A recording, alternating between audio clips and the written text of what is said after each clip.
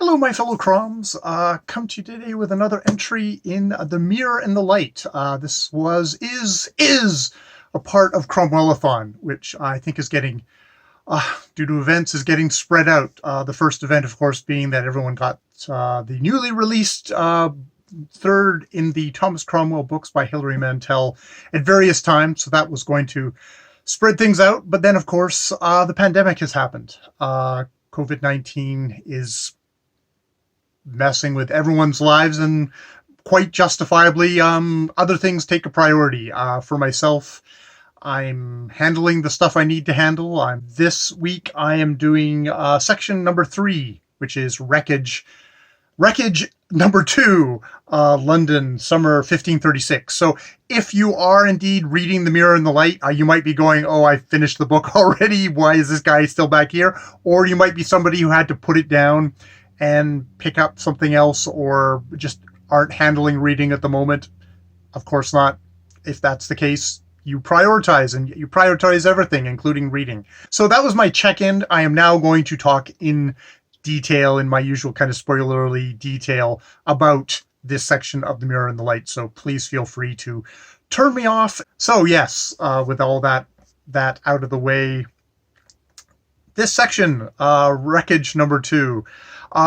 It's Cromwell has got another fire to put out. This time, Margaret Douglas, a Scottish princess, Meg, has hooked up with Thomas Howard, called in this section derisively most of the time Tom Truth, what seems like either a mediocre or just really terrible poet who has wooed her, and they have perhaps wed. Perhaps there has been consummation of the marriage. Cromwell really doesn't want to know, because it's not going to happen. Henry is really pissed because in the chips of power that a king has in this world, marrying off princesses to other places is a way you accrue your money and your power. It's a direct threat to his power, and he is super, super pissed about this. And Cromwell is, of course, called in to get this going.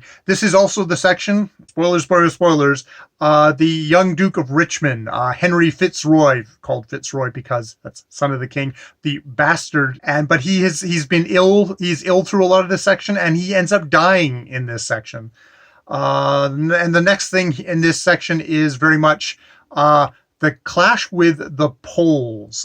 This is Reginald Pole, who is off in Europe and is written basically, and has written an attack on Henry, and seems to be trying to get stuff together to get foreign powers to fund him. Cromwell doesn't think he's particularly going to get that, but that doesn't really reflect back on his family at home. The Poles, specifically Margaret Pole, the kind of the matriarch of the family, they are obviously have been scheming against Margaret Pole. Her lineage goes back to the Plantagenets, which were the old family that were kings before Henry's father, Henry VII, took over. And they view him, basically Henry, as an upstart, as an illegitimate king. At least under their breath. They're of course cowed, but this is the roiling power, and indeed there seems to be some suggestions.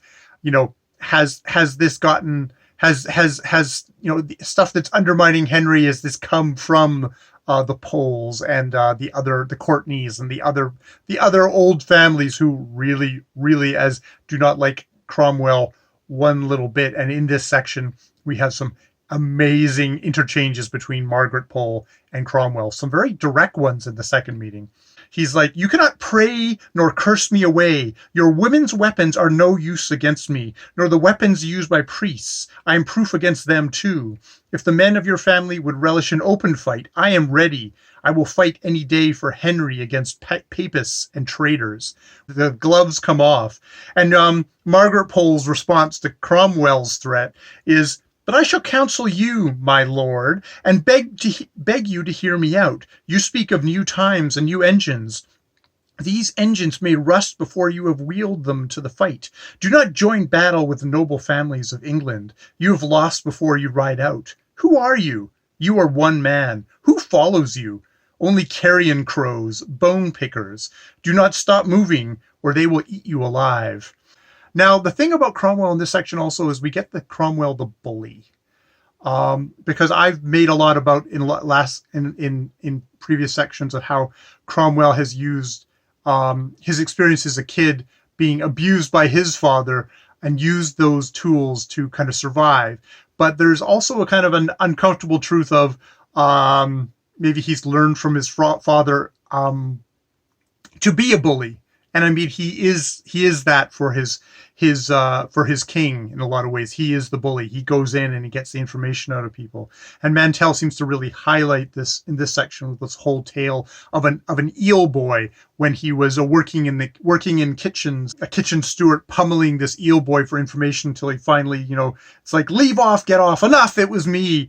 And there's a thing from Cromwell. He hides a smile, a bad week for the eel boy. And and the other people spot this. It's like, your twisties is skewer, Thomas. Where will you end up? Whitehall, it seems.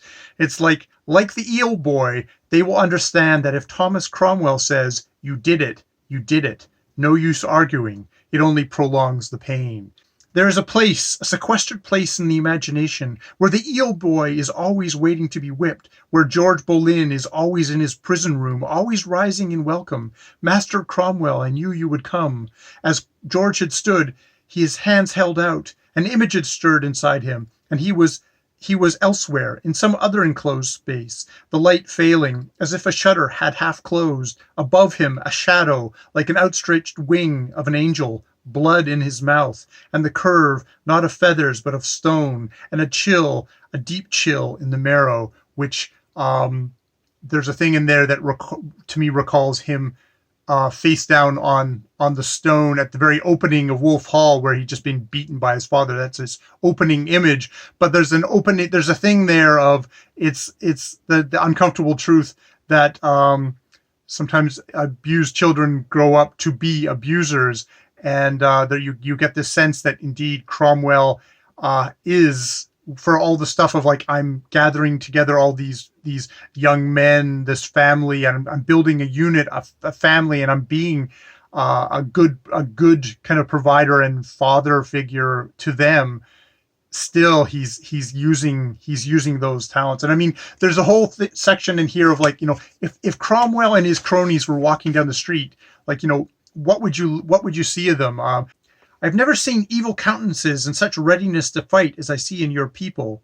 It is true that he employs men who by reason of their dubious histories cannot find another master. Thank God I'm not memorable, he thinks. One coarse-featured, sway belly like my father in his prime. Better clothes though.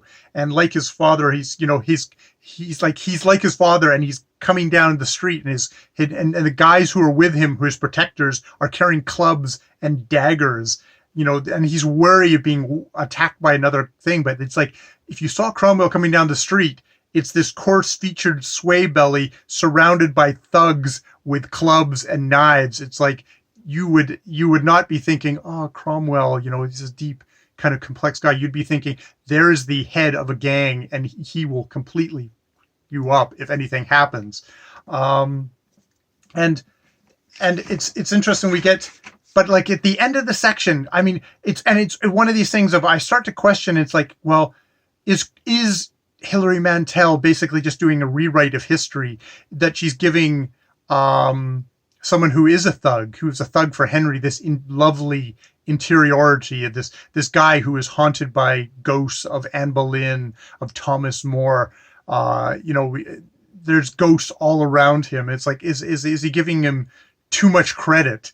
And in the last section, in the very last bit of this thing, we have, you look back in your past and say, is this story mine? This land? Is that flirting figure mine? That shape easing itself through alleys, evader of the curfew, fugitive from the day? Is this my life, or my neighbor's conflated with mine, or a life I have dreamt and prayed for? Is this my essence, twisting into a taper's flame? Or have I slipped the limits of myself, slipped into eternity like honey from a spoon? Have I dreamt myself undone myself? Have I forgotten too well? Must I apply to Bishop Stephen, who will tell me how transgressions follow me, assures me that my sins seek me out, even as I slide into sleep, my past pads after me, pause on the flagstones, pit-pat, water in a basin of alabaster, cool in the heat of the Florentine afternoon. So there's a meta thing of like, is this actually my story? Is this actually my story? It's almost like a fictional character is going, is this am I actually Thomas Cromwell? And there's also just the thing of like, is it just this fictional Thomas Cromwell going like, am I just forgetting all the bad stuff? Am I trying to slip by because my enemy is saying, no, your sins are going to pursue you, and they'll see your sins will seek you out. So it's Mantel doing an amazing job of a juggling act of taking this complicated man who is a bully, who is a thug, who is somebody capable of terrible violence, terrible statewide violence, who has ideals, but also has is quite capable of the most ruthless methods of doing it, and insisting that no, this is also a human being who's complex, who might have regrets, might have guilts, but also is still willing to keep on going. I don't know if it's just because of the kind of the focusing on these sections, but it feels like things are getting more and more crowded for Thomas Cromwell as it goes along. Indeed, at the very end, he keeps on recircling backwards and backwards again and again as we're getting to the end, and you get stuff like he has memories of the fall of Wolsey, and perhaps as his own fall is prefigured, of his eyes on his master, a bereft old man in borrowed clothes. He stood with his back to the brick, feeling the beating of his own heart, waiting to see what he would do next, as we wait to see what Thomas Cromwell will do next. All right, more videos later.